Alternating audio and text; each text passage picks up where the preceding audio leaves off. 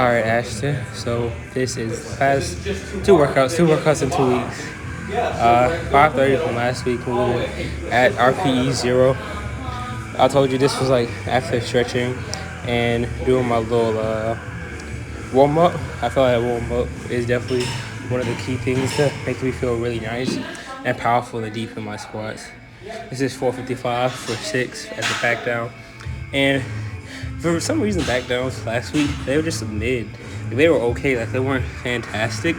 They were just still okay. Like, they moved fast enough, but not fast as, like, I had liked. But again, 530 moved well, so I was expecting the back downs to be just a little bit slower. But overall, moving really, really well. I think placement, bracing technique was really good overall for, like, squats that entire day. This is 295. 295 moving pretty well. Funny fact, this is how 295 moved last week, but I did not quit and went to a 5 anyway. This is 540. This is after 495, so I took a big jump. But this is when I figured out the cue to pull as I set my hips down.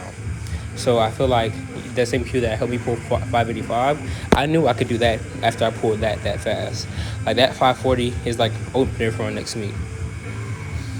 That is the 525. Again, it was a little weird because, took 6 days off lifting, so it was a little weird trying to walk out and, sit down and everything.